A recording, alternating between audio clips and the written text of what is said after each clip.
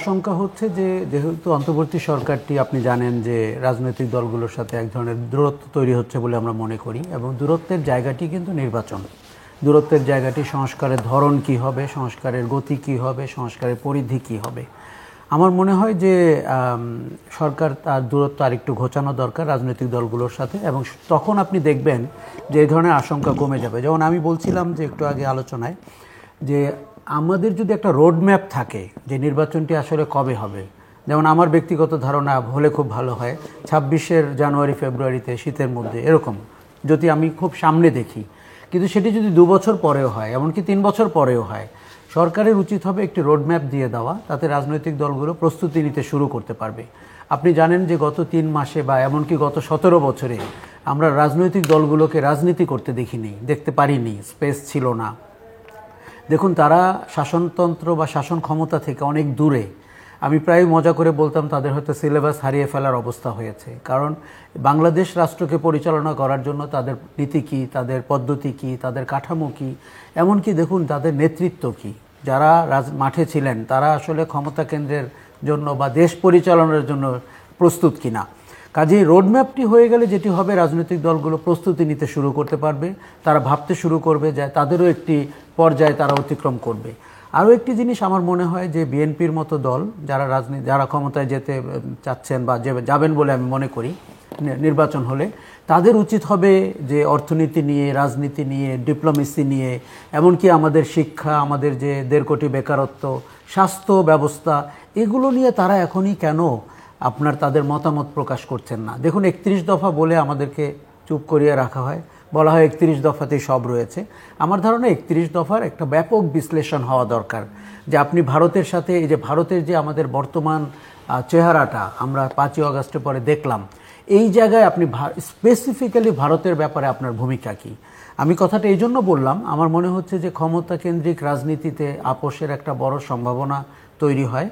মির্জা ফখরুল ইসলাম আলমগীরের কথায় মনে হলো যে যখনই উনি বললেন যে বরফ গলতে শুরু করেছে, এবং জামায়াতে ইসলামীর আমিরও এরকম করে কথা বলছেন, তাতে কিন্তু মানুষের যে জন আকাঙ্ক্ষা ভারতের ব্যাপারে, যেটি আপনি ঢাকার দেয়ালে দেখতে পাচ্ছেন, 5ই আগস্টের আগে এবং পরে দেখতে পাচ্ছেন, অথবা অন্তর্বর্তী সরকারের প্রধান উপদেষ্টার বক্তব্যে দেখতে পাচ্ছেন, সেই জায়গাটিতে বিএনপির অবস্থান কি। আমাদেরকে কিন্তু ব্ল্যাক অ্যান্ড হোয়াইট জানতে হবে। আমরা অন্ধকারে থাকতে চাই না যে নির্বাচিত হওয়ার পরে তারা কি করবেন, জামাতের অবস্থান কি, এমনকি বাম দলগুলোর অবস্থান কি। তখন যেটি মনে হবে যে তারা শাসনের জন্য প্রস্তুত। আমি কিন্তু রাজনৈতিক দলগুলোকে শাসনের জন্য প্রস্তুত দেখছি না। তারা এখন তড়িঘড়ি করে নির্বাচন চাচ্ছেন। তারেক রহমান যেমনটি বলেছেন যে অবশ্যই চ্যালেঞ্জ বাড়বে, কোনো সন্দেহ নেই, কারণ আমাদের অর্থনীতির অবস্থা এখনও অতটা শক্তিশালী হয়নি, বাজারের অবস্থা হয়নি। আপনি আওয়ামী লীগের মতো একটা দলকে বাইরে রেখে দেশ পরিচালনা একসময় তো আমাদের কাছে অবিশ্বাস্য মনে হচ্ছিল, এবং আপনি নাশকতার যে কোনো সম্ভাবনা কিন্তু আপনি উড়িয়ে দিতে পারেন না। ধরেন গত এই যে তিতুমির কলেজ বলি, আমাদের সিটি কলেজ, ঢাকা কলেজ দ্বৈরথ বলি, অথবা আপনার ব্যাটারি আন্দোলন বলি, আপনি চিন্তা করেন ওই ট্রেনটাতে যেখানে যাত্রীদের উপর আক্রমণ করা হয়েছে, যদি কোনো ব্যাপক নাশকতা হতো, আমি নিশ্চিত বলতে পারি যে এখানে পতিত শক্তির লোকজন ছিল। আমি বসিলাতে ব্যাটারি আন্দোলনের লোকজনকে চেহারা দেখছিলাম, কিন্তু আপনি সরকার হিসাবে আমি কিন্তু তাদের উপস্থিতি খুব ভালো দেখিনি। মানে সরকার বলতে আমরা যা মিন করি, আপনি পুলিশ পাঠাবেন বা সেনাবাহিনী পাঠাবেন, সেটি তো একটি নাগরিক নিরাপত্তার বিষয় রয়েছে। সরকারটি নাগরিক নিরাপত্তায় এখনও যথেষ্ট করছে বলে আমার মনে হচ্ছে না। কাজেই যে কোনো সময় সামাজিক অস্থিরতা, কোনো একটি ইস্যু বড় হয়ে ওঠা, নাশকতা তৈরি হওয়া, এরকম কিন্তু সম্ভাবনা বা আশঙ্কা রয়েছে। রাজনৈতিক দলগুলোকে সাথে নিয়েও তো সংস্কারটি করা যায়। দেখুন, যে সংস্কার কমিশন তাদের প্রতিবেদন দিবে, তারপরে রাজনৈতিক, এখানে ডক্টর জাহেদ আছেন, উনি একটি কমিশনে রয়েছেন। আমার কাছে পদ্ধতিগত ত্রুটি মনে হচ্ছে। দেখুন, টিওআরটি শুরু করার সময় যদি রাজনৈতিক দলকে আপনি নিতে পারতেন সাথে, তাহলে তাদের ওনারশিপ অনেক হাই হতো। তারা বলতো এই কমিশন আমাদের। এখন কিন্তু তারা বলছে এই কমিশন সরকারের। কাজেই যে স্টেক হোল্ডারদের জন্য আপনি কমিশন করছেন, তাকে যদি 3 মাস পরে আপনি রিপোর্ট দেন, তারপরে যদি সেটি সংশোধন হতে হতে আবার 3 মাস, 6 মাস কিংবা 9 মাস চলে যায়, যেমন সংবিধান সংশোধন কমিটি বা পুনর্লিখন কমিশনের ব্যাপারে আমার তাই ধারণা, তখন কিন্তু আপনি দেখবেন সংস্কার প্রক্রিয়া নিয়ে হতাশা তৈরি হবে, রাজনৈতিক দলগুলো কর্মসূচির দিকে যেতে পারেন এবং নাশকতা করার শক্তি বা পরিকল্পনা যাদের রয়েছে সেটিও তারা করতে পারেন। একটা জিনিস শুধু আমাদের নিশ্চিত করতে হবে যে অস্থিতিশীলতা যেন তৈরি না হয়। মানুষ কিন্তু পতিত শক্তির জন্য কোনোভাবেই চিন্তিত না, কিন্তু পতিত শক্তিও মানুষকে নিয়ে চিন্তিত, আমাদের সমাজ নিয়ে চিন্তিত। সোশ্যাল মিডিয়াতে তারা যেমনভাবে প্রোপাগান্ডা করছেন, এবং আজকে নুরুল কবির নিউজ সম্পাদক উনি ব্যাখ্যা দিয়েছেন যে তার একটি পোস্ট নিয়ে কীরকম সজীব ওয়াজেদ জয় মিথ্যা প্রোপাগান্ডা করেছেন। সাধারণ মানুষ 97% মনে করে তাদের খবরের উৎস হচ্ছে ফেসবুক, মানে ভয়ঙ্কর তথ্য।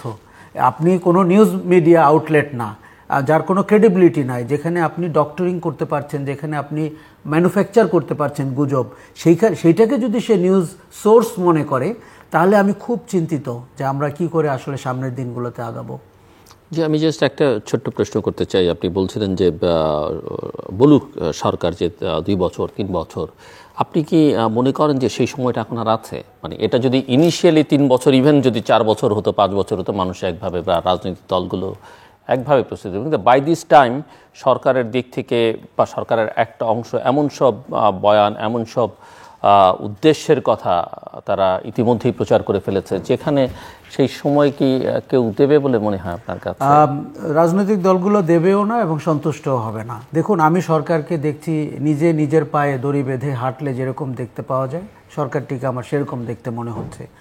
যেমন নির্বাচনের সময়কাল নিয়ে সেনাবাহিনীর প্রধান একটি কথা বলেছেন, তারপর সরকার প্রতিক্রিয়া দেখালো, তারপরে আসিফ নজরুল বললেন, আবার ধর্ম উপদেষ্টা প্রতিক্রিয়া দেখালেন, এবং শেষ প্রফেসর ইউনুস আল জাজিরাকে যে ইন্টারভিউ দিয়েছেন, ঢাকাতে যেভাবে ইন্টারপ্রেটেড হয়েছে। আবার ব্রিগেডিয়ার জেনারেল সাখাওয়াতকে দেখলাম দেশের বাইরে গিয়ে তিনি বলছেন, উনি আবার দেশের বাইরে বলছিলেন 2026 এর জুন মাসে, 26 এর কথা বলছেন, জুনের কথা বলেছেন। আমার ধারণা সরকারের একজন দক্ষ স্পোক্সপারসন দরকার, যিনি সরকারকে রিপ্রেজেন্ট করবেন।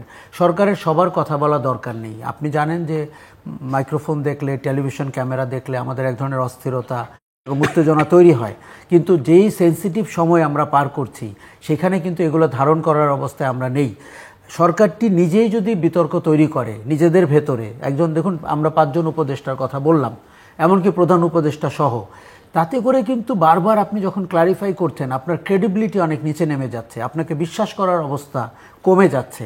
এটি সরকারের জন্য খুব ভালো হবে না, কেননা আমরা গুরু দায়িত্বটি বুঝি এবং সরকারের উপরে আমাদের আস্থা ছাড়া অন্য কিছু হওয়ার কোনো সুযোগ নাই। কাজে এই সরকারকে আপনি যদি এখনও শেষ সময় রয়েছে, কিন্তু রোডম্যাপটি কোনো না কোনো দিন তো আপনাকে বলতে হবে। সেটি যদি 5 বছরও আপনার পরিকল্পনায় থাকে, আমি জাস্ট কথার কথা বলছি, কিন্তু আপনি স্টেক হোল্ডারকে প্রস্তুত হওয়ার জন্য সময় দেবেন না, এটা কি ধরনের কর্মপরিকল্পনা? জি, ডক্টর জাহিদুর রহমান। ঝুঁকির প্রশ্নে আসি, চমৎকারভাবে কভার করেছেন আশরাফ ভাই, কিন্তু আরেকটা ঝুঁকি, আরেকটা ভ্যারিয়েবল আছে, খুব গুরুত্বপূর্ণ ভ্যারিয়েবল, সেটা হচ্ছে ট্রাম্পের দায়িত্ব নেওয়া। 20 জানুয়ারি উনি দায়িত্ব নেবেন, এবং ট্রাম্প তার নির্বাচনের সময় তিনি তার এক্সে, এখন টুইটার বলতে বলতে আমরা অভ্যস্ত হয়ে গেছি, ওই হ্যান্ডেলে যে স্ট্যাটাস দিয়েছেন আমাদের এখানে হিন্দুদেরকে নিয়ে, যেটা এক্স্যাক্টলি ইন্ডিয়ান প্রোপাগান্ডা, যেটা